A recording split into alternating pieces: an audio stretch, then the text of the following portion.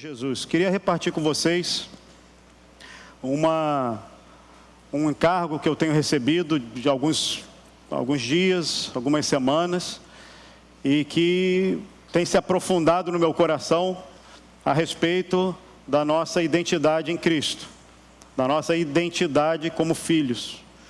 Tenho visto que essa percepção, essa realidade, ela é um fundamento para a nossa vida pessoal, para a nossa saúde pessoal e para o nosso fruto, para a nossa caminhada, para a nossa jornada. Então, quero repartir com vocês isso porque tenho certeza que, à medida que o nosso coração se abrir para essas verdades, vocês vão entendendo a profundidade e a necessidade de ter o seu coração alicerçado nessas verdades. Então, meu objetivo hoje é, primeiro, demonstrar para vocês como que é fundamental para a nossa caminhada saber quem somos. A primeira coisa que eu queria demonstrar e falar aqui com vocês. A segunda é que, apesar de ser fundamental saber quem somos, da nossa identidade, ao longo do caminho nós temos distorções, percepções equivocadas que vão atrapalhando a nossa jornada. E por fim, em terceiro lugar, queria falar sobre uma correção de rota. Como que nós podemos corrigir essa rota dessa percepção? Então, primeiro, eu quero falar da importância. Segundo, mostrar as distorções. E terceiro, por fim, falar de como que a gente corrige. Queria que você abrisse comigo aí a palavra em Lucas capítulo 3.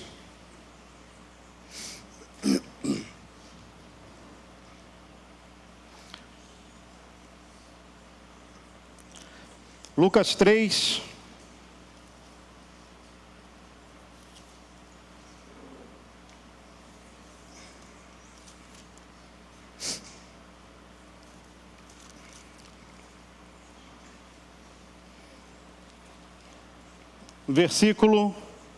a partir do versículo 21, falando a respeito do batismo de Jesus. Diz assim a palavra: quando todo o povo estava sendo batizado, também Jesus o foi. E enquanto ele estava orando, o céu se abriu. E o Espírito Santo desceu sobre ele em forma corpórea, como pomba. Então veio do céu uma voz: Tu és o meu filho amado, em ti me agrado. Tu és meu filho amado, em ti me agrado. Esse relato foi narrado tanto em Mateus, como em Marcos, e em Lucas, e é a primeira manifestação da Trindade. Não sei se vocês repararam, mas aqui aparece Jesus, aparece o Espírito Santo vindo como pomba, e a voz do Pai falando e testificando a respeito de Jesus.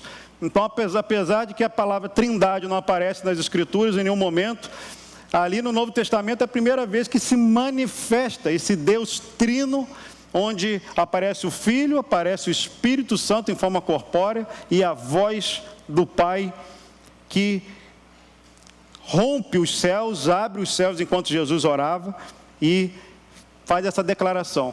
E o ponto, irmãos, que eu tenho meditado e que eu venho falando ao meu coração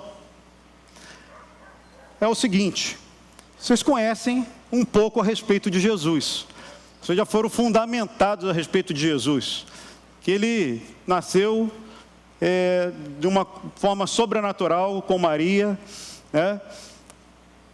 Viveu uma vida santa e irrepreensível, sem pecado, nunca pecou, nunca cometeu nenhum tipo de dolo, nenhum tipo de palavra mal colocada, nunca em seu pensamento houve um mal pensar a respeito de alguém ou a respeito dele mesmo. Ou seja, ele era santo em todos os seus aspectos, em toda palavra, em toda ação, em toda a sua vida.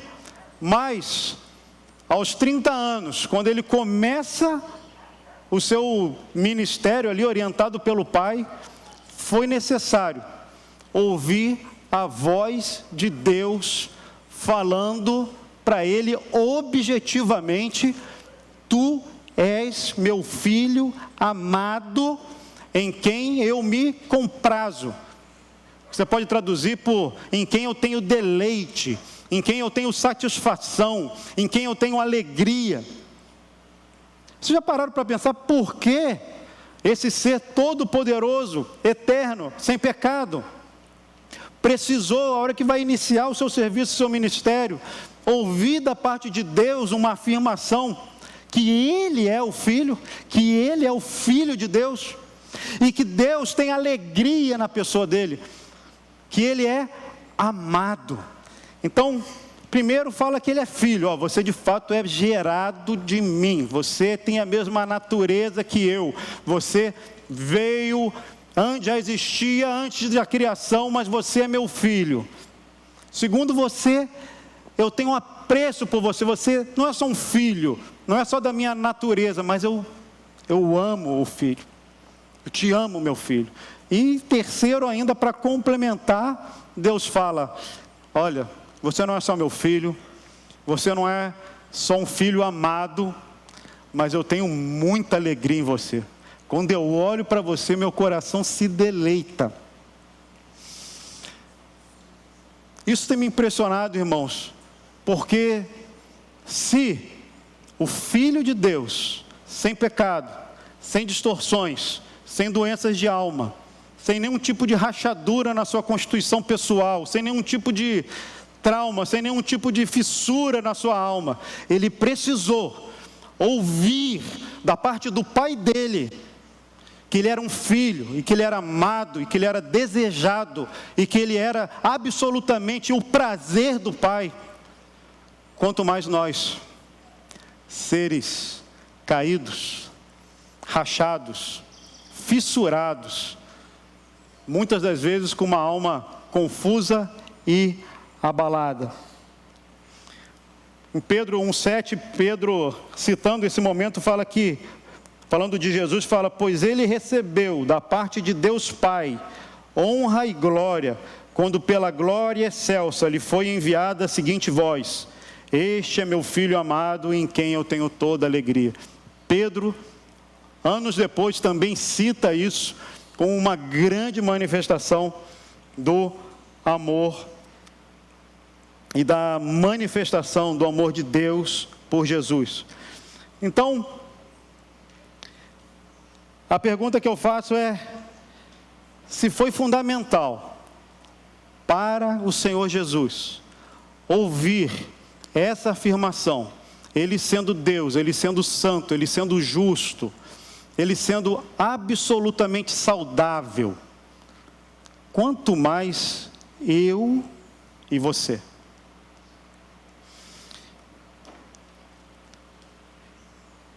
Dentro de um diagrama, se vocês pudessem imaginar um triângulo assim, o fundamento da nossa identidade, o fundamento do que forma em nós a nossa identidade, se você vê uma pirâmide de cabeça para baixo, você poderia falar que o primeiro ponto seria amor e aceitação.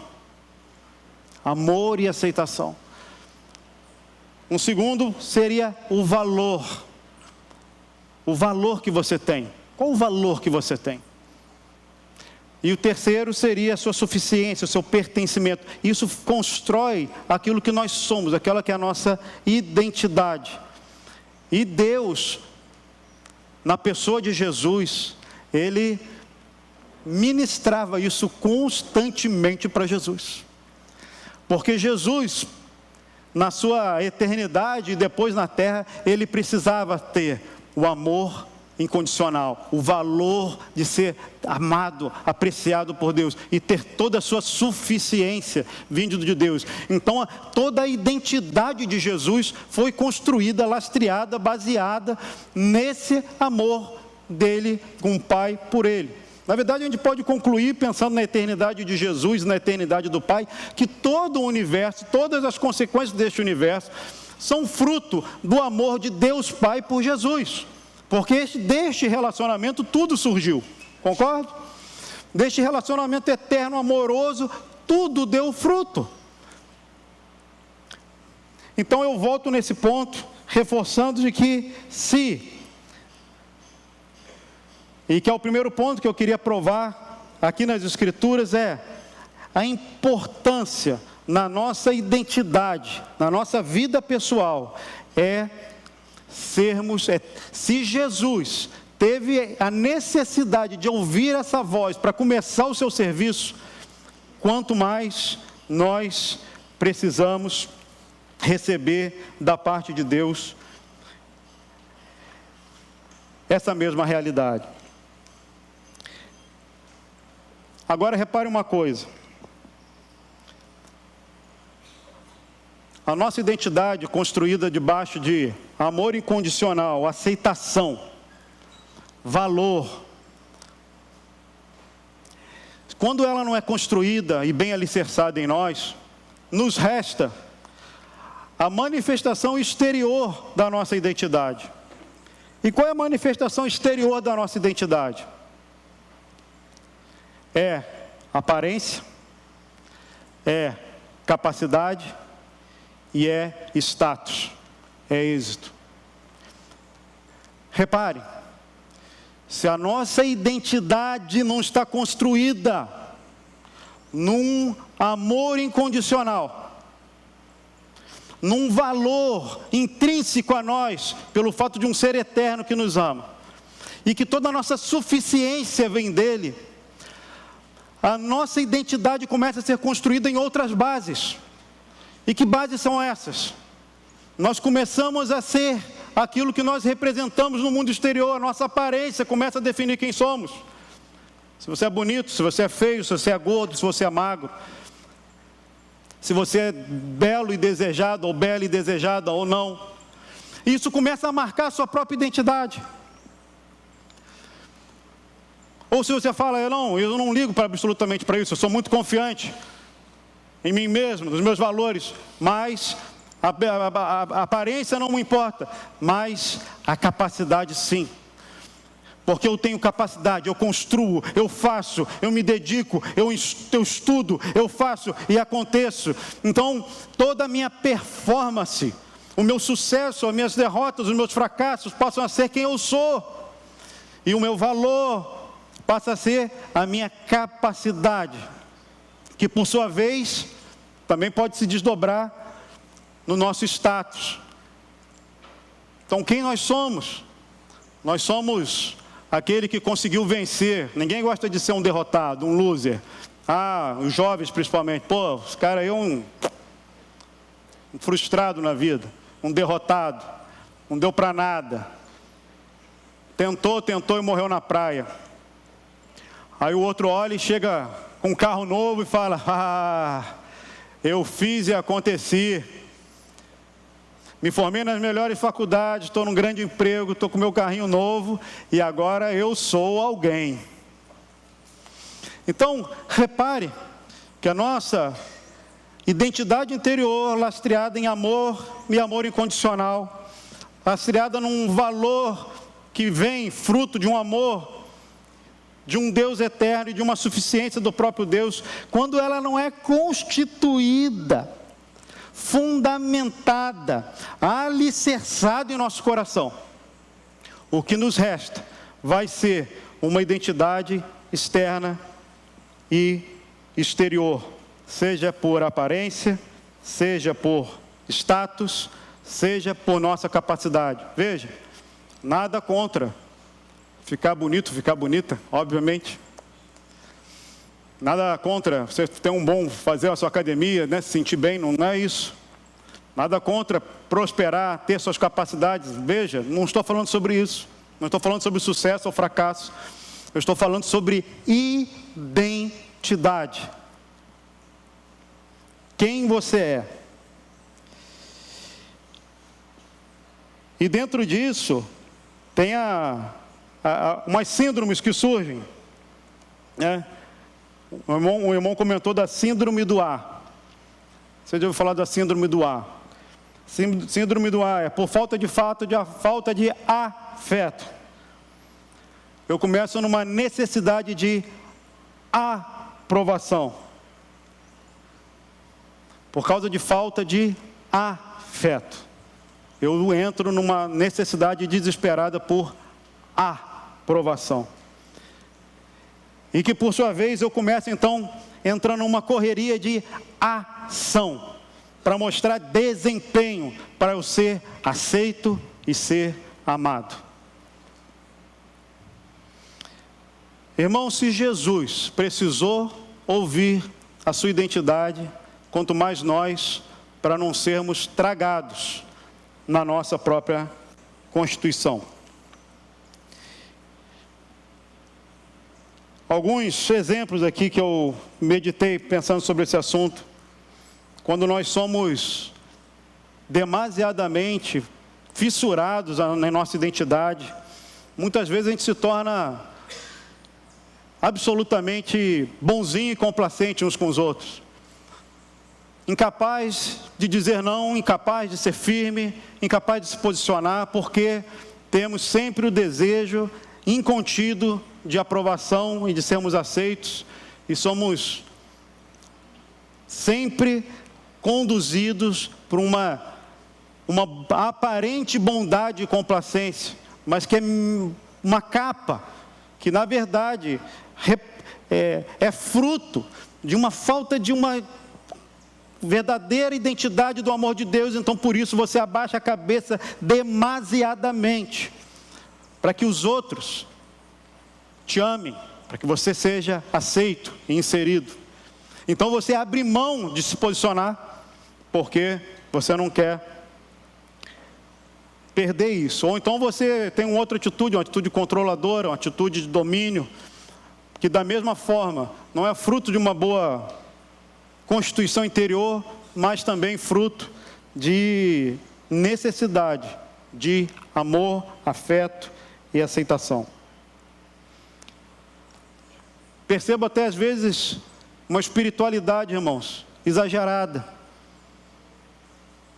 Às vezes num afã de querer demonstrar e ser algo que ainda não é interiormente, para fazer parte, para ser aceito. Tudo fruto de uma ausência interior, de uma clareza da nossa identidade em Cristo.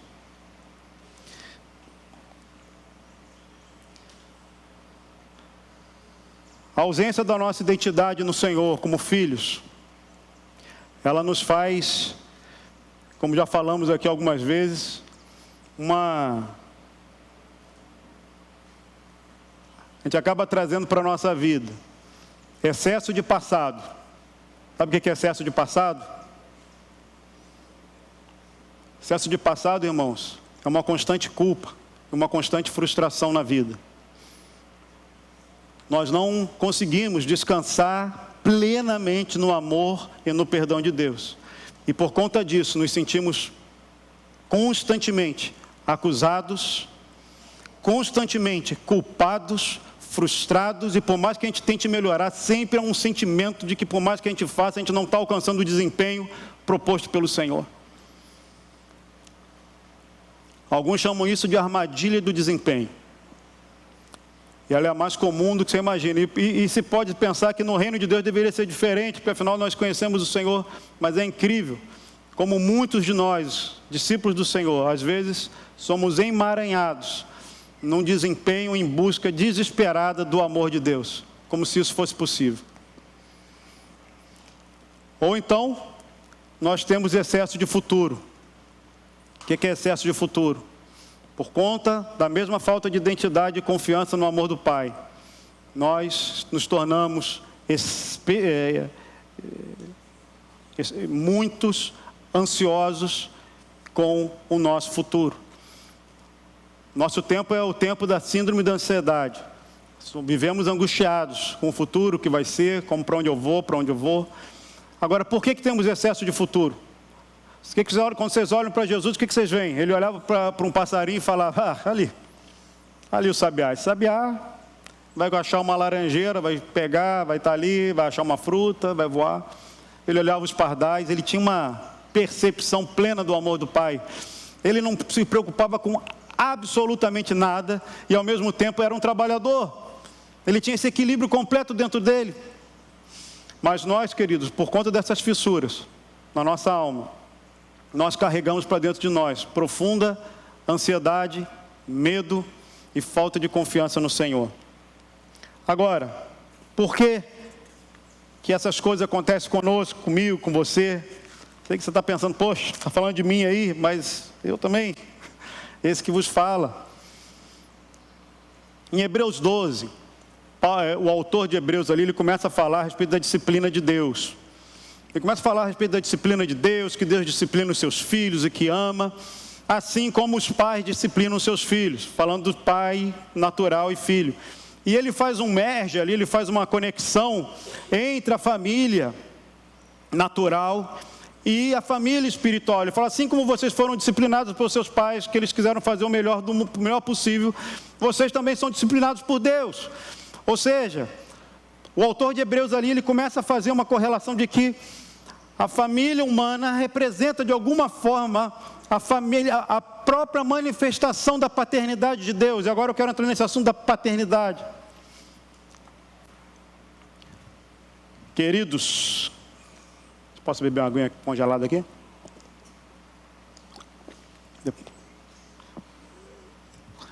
Queridos, quando nós nascemos, criançada aí, novos, toda a nossa percepção de quem nós somos, da nossa identidade, é fruto da nossa casa. Quem imprime os primeiros carimbos nessa folha em branco, que é um neném, a respeito de quem ele é, do seu valor, do seu amor, são os pais. O pai e a mãe, e às vezes a família, são os primeiros a carimbar, dia após dia, semana após semana, ano após ano, especialmente no início da vida infantil, quem somos, qual o nosso valor. Ou seja, essa correlação da família natural para a família celestial é absolutamente verdadeira. E aí começam as razões das nossas fissuras. Porque não há um pai ou uma mãe aqui que possa levantar a mão e falar, eu fui perfeito em todas as minhas contribuições para os meus filhos. Eu sempre corrigi corretamente, eu sempre falei palavras afirmativas corretas, eu nunca fui doloso, eu nunca fui exagerado, eu nunca liberei nenhuma palavra ruim. Eles cresceram absolutamente saudáveis em todos os tempos. Não, sabemos disso. Querendo acertar, querendo fazer o melhor, seja por um lado pela exigência, seja por, às vezes, deixar correr frouxo. O fato é que nós fomos marcando na vida dos nossos filhos fissuras espirituais em relação à nossa identidade. Eu, você, foram marcados com nossa paternidade. E por sua vez também fazemos isso, infligimos isso aos nossos filhos. Infelizmente, a verdade é que nós vivemos num mundo caído, somos caídos e replicamos, infelizmente, isso. E o que acontece quando vivemos assim? É que nós carregamos para Deus essa imagem da paternidade, da aceitação que experimentamos na nossa vida pessoal, na nossa vida familiar. Dificilmente alguém consegue olhar para Deus sem pensar como foi seu pai, como foi sua mãe. Essa é a verdade. E olha que eu tenho um monte de filho. Que responsabilidade, né, moça? E falo isso com temor e tremor, irmãos. Porque eu sei lá, de vez em quando, as catarses que tem na minha casa a respeito desse tema.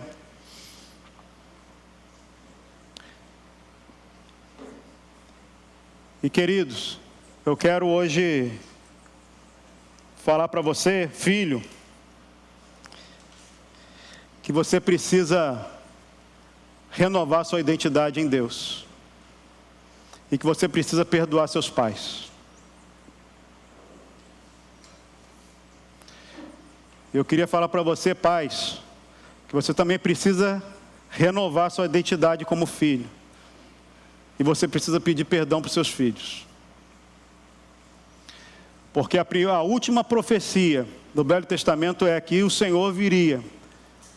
E Ele viria converter o coração dos pais aos filhos e dos filhos aos pais. Então nós temos, em primeiro lugar, aí já uma demanda, irmãos, de olhar para trás, olhar para nós, olhar para as nossas debilidades, das nossas fissuras, da nossa carência, das nossas necessidades como filhos e filhas de Deus, das fissuras que ficaram na nossa alma, e nos reconciliar, seja com pais que já não estão aqui, ou que não vão conseguir ter contato, seja com quem você tem, mas há uma reconciliação e de um entendimento de que na nossa jornada nós falhamos. Você falha, eu falho, mas em Deus nós podemos superar e avançar para a glória do Senhor. Então, falei aqui em primeiro lugar da necessidade, que se Jesus, Filho de Deus, precisou ouvir da parte do Pai dele, que ele era um filho amado, e que o Pai tinha nele grande deleite, quanto mais nós.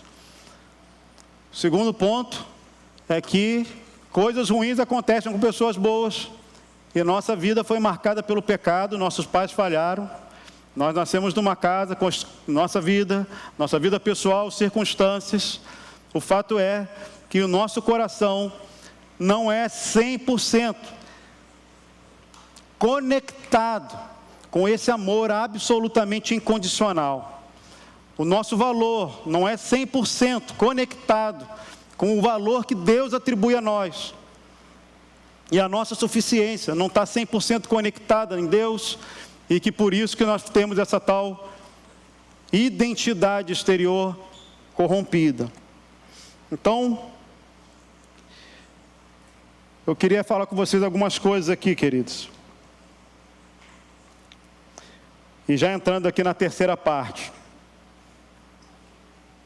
Correção de rota. Como nós podemos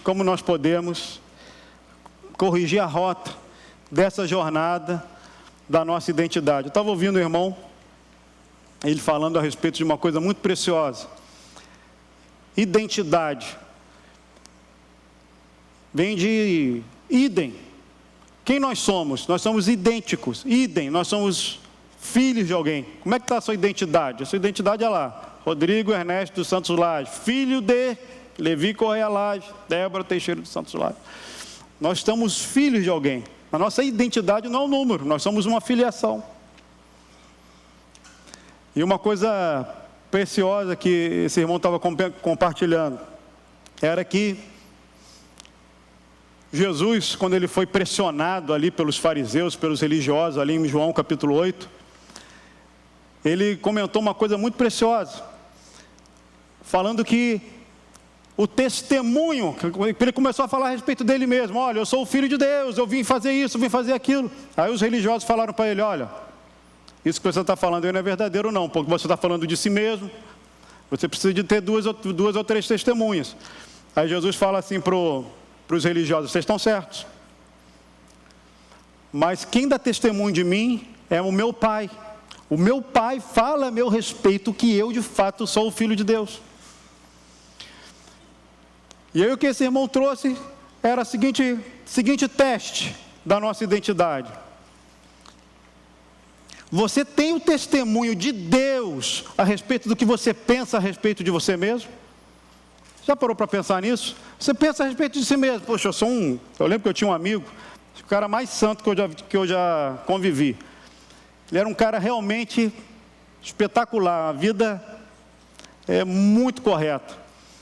A gente, quando ia confessar os pecados assim, o pessoal brincava que a confissão dele ia dizer que não só atravessou 2 velhinhas na rua naquela semana. Só atravessei 2 velhinhas, 2 cegos. Eu tinha que ter atravessado 5. Ele era um cara 100%. E ele me contava que ele chegava diante do espelho, ele olhava no banheiro e falava, você não vale nada. Eu falava para ele, como? Se você não vale nada, quanto mais eu. Mas a percepção dele, irmãos, interior, é que ele era uma fraude, que ele não era aquilo que às vezes ele demonstrava ser. Interiormente lhe faltava um testemunho do amor de Deus, e ele se sentia sempre pesado, frustrado, derrotado,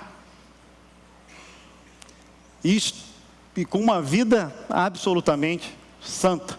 Mas por quê? Porque ele ouviu, ele tinha um testemunho dele, só dele, que ele olhava e falava: sim, você é certo, mas você tem pensamentos impuros, ou você é orgulhoso. E aí aqueles sentimentos e aqueles pensamentos entravam no coração dele, e ele começava a acreditar realmente nisso, que o meu valor é esse, eu sou isso, eu sou assim. Não sei o que ele ouviu, o que fez ele, no dia a dia dele, acabar internalizando essas coisas. Mas o fato é que o Senhor Jesus, ele tinha um testemunho do Pai a respeito dele. E o que eu quero desafiar você é: qual o testemunho que o Pai dá a respeito de vocês? O que vocês ouvem da parte de Deus? Porque só o que vocês ouvem por si só é pouco, é pequeno, porque é limitado. E muitas vezes vai ser bem abaixo da realidade do que Deus tem para vocês. Vou fazer uma pergunta: vocês acreditam que Deus ama Jesus? O que vocês acham? Vocês acreditam? Vocês acham que Deus ama muito ou pouco Jesus? Muito. Mas em que ponto, assim? O que seria? Deus ama muito quanto? Vocês acham que Deus ama Jesus de forma incondicional ou condicional? O que vocês acham? Incondicional. Vocês acham que Deus tem alegria quando vai conversar com Jesus, o Deus Pai? Uma alegria, né? Acho que aparentemente a gente percebe essa sintonia, né? Entre o Deus Pai e o Deus Filho. Olha o que Jesus diz em João 17, 23. Falando a respeito de nós. NVI. E os amaste como igualmente me amaste. Olha, eu sou capaz de entender que Deus ama Jesus de forma profunda, porque Ele é perfeito. Mas Deus me ama igual. É demais, irmãos. Será que a Bíblia está certa? Abre aí e vê se está certo mesmo. Confere se está escrito isso. João 17, 23. E os amaste como igualmente me amaste. Queridos, nós precisamos de um banho do amor de Deus,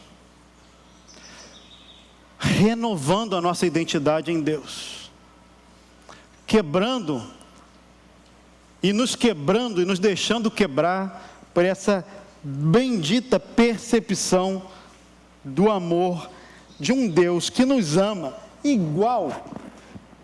Eu até diria que seria um amor parecido, um amor, sei lá, um amor, se eu fizer tudo certo, se eu me dedicar, se eu orar, se eu buscar a Deus, se eu for muito certinho, eu acho que Deus, Ele começa a gostar de mim.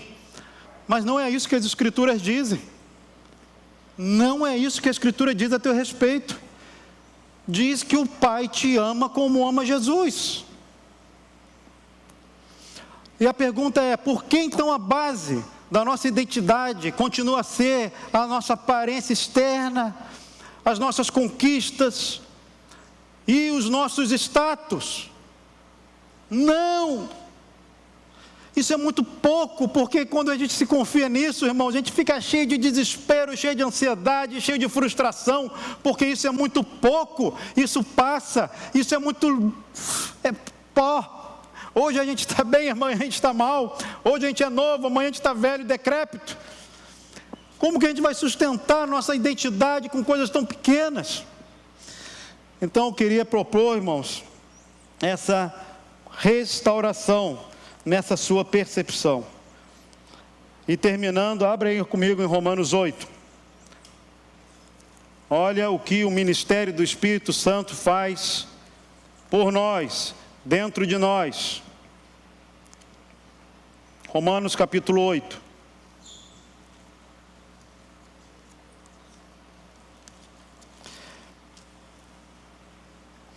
a partir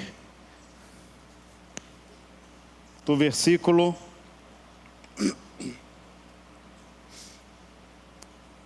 14, diz assim: porque todos os que são guiados pelo Espírito de Deus são filhos de Deus. Vocês são filhos de Deus, amados pelo Pai. Teu pai terrestre falhou, teu pai terrestre não tinha um amor incondicional, teu pai terrestre não via em você valor, teu valor era condicional aos seus resultados, à sua performance, mas o seu Pai Celestial, Ele te ama e te valoriza incondicionalmente apenas pelo que você é. E fala assim: porque todos os que são guiados pelo Espírito de Deus são filhos de Deus. Pois vocês não receberam um espírito que os escravize para novamente temerem. Ou seja, o espírito do mundo é um espírito de escravidão, um espírito de servo, é um espírito de desempenho, é um espírito profissional, é um espírito que se você fizer certo, você ganha teu salário, é um espírito que se você estiver desempenhando bem a sua função, você continua no emprego, você é sempre avaliado, mas não é esse o espírito que você recebeu. Pois vocês não receberam um espírito que os escravize para novamente temerem, ficar cheio de medo, de insegurança, mas receberam o Espírito que os torna filhos por adoção, aleluia, por meio do qual clamamos: Abba, Pai. O próprio Espírito, Espírito com letra maiúscula aqui, o próprio Espírito testemunha, ele diz, ele fala ao nosso espírito interiormente que somos filhos de Deus. Queridos, o Espírito Santo tem tanta coisa para falar para nós. Ele criou o universo, ele criou as estrelas, ele criou o micro, os átomos, esse mundo subatômico. E o Espírito Santo, ele trabalha na minha e na sua vida para ter um testemunho. Olha o que o Espírito Santo fica trabalhando para alguém, comigo e com você, sussurrando no seu ouvido interior, sussurrando, querendo abrir os seus olhos em uma direção. O próprio Espírito testemunha ao nosso espírito que somos filhos de Deus. Irmãos, o trabalho do Espírito Santo, curando a nossa identidade, restaurando o nosso ser, é afirmando uma aceitação baseada inteiramente no amor incondicional de Deus. Esse sentimento de culpa generalizado, esse senso de falta de valor, de baixa estima, sentimento de ser uma falsificação, uma fraude, ansiedade, ira, medo, tudo isso desce e se esvai debaixo da percepção. E veja, querido, isso não é uma subjetividade identitária, né? Na moda agora, eu me sinto um dálmata, então agora você é um cachorro. Eu me sinto assim ou assado, então eu tenho lugar de fala e eu sou assim. Então, não é que você vai dizer, então agora eu quero me sentir assim, não. Esse é o testemunho. E eu quero dizer para você, se isso lhe falta, de duas, uma, você precisa ter um encontro pessoal de entrega total ao Senhor Jesus. E o nome disso se chama nascer de novo. Se falta um testemunho interior, se você percebe que isso, eu já ouvi falar sobre isso, mas isso nunca aconteceu comigo. Eu não tenho essa experiência. Eu quero dizer para você que falta, na sua experiência pessoal, um novo nascimento. Porque essa é a realidade. Não é uma subjetividade, é a realidade dos filhos de Deus. Uma experiência interior que conecta ele com o Pai Celestial. Eu sou um filho amado de Deus. Segundo momento, pode ser que você seja de fato um nascido do Senhor, nasceu de novo, experimentou do Senhor, entregou sua vida ao Senhor, mas isso está afundado, arranhado debaixo de tantas palavras contrárias, negativas, seja do seu passado, seja do seu presente, mas isso minou a sua fé e você não consegue mais ter uma confiança inabalável no amor de Deus, nessa absoluta loucura do amor de Deus por nós. E você precisa desse renovo, desse renovado Espírito Santo.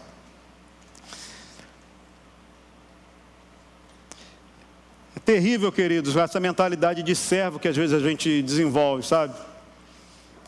A gente que está no mercado, a gente que trabalha, a gente que está no dia a dia, as crianças na escola, às vezes tem um ambiente muito competitivo. E tudo é baseado e lastreado em resultado. Tudo é baseado e lastreado em nota, em avaliação. Você é bom, você é ruim. Como que as pessoas te veem? Fulano é fraco. Fulano é bonzinho, mas fraco. O ambiente corporativo às vezes é extremamente competitivo, difícil. E o ambiente às vezes familiar também é assim, entre irmãos, cobranças. O servo é aceito e valorizado naquilo que ele faz. O filho, baseado naquilo que é. O servo começa o dia ansioso e preocupado, querendo saber se o seu trabalho realmente agradará ao seu Senhor. O filho descansa no amor seguro da família. O servo é aceito por causa da sua habilidade, da sua capacidade. Ele precisa sempre performar, ele precisa sempre dar resultado. O filho, por causa do relacionamento. O servo é aceito por causa da sua produtividade e desempenho. O filho tem seu lugar por causa da sua posição. O servo tem paz se seu trabalho for bem feito. No dia seguinte, a ansiedade e a luta começa. O filho pode estar seguro o dia inteiro. Como nós somos, irmãos? Nós temos um espírito de servo? Ou nós somos filhos do Senhor?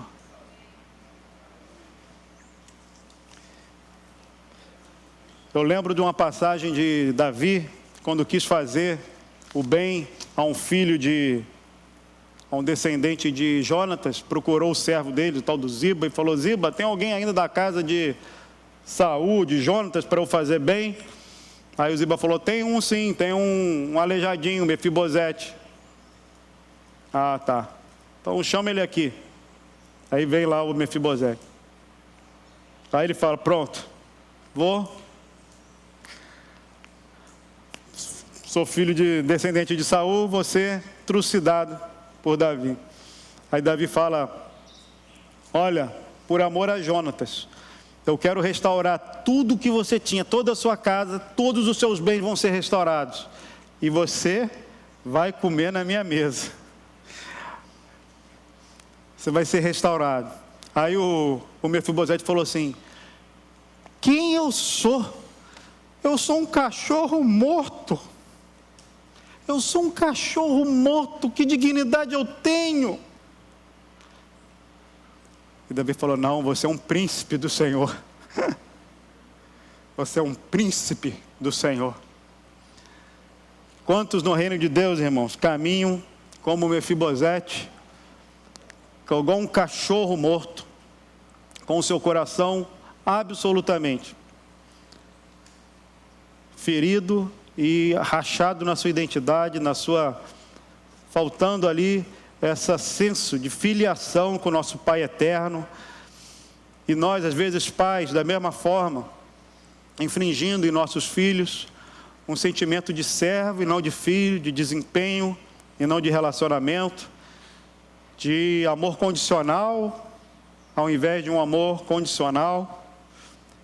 Então, queridos, que hoje o Espírito Santo comunique ao seu coração, ao meu coração, a nossa verdadeira identidade em Deus em Cristo Jesus. Amém? Vamos ficar em pé.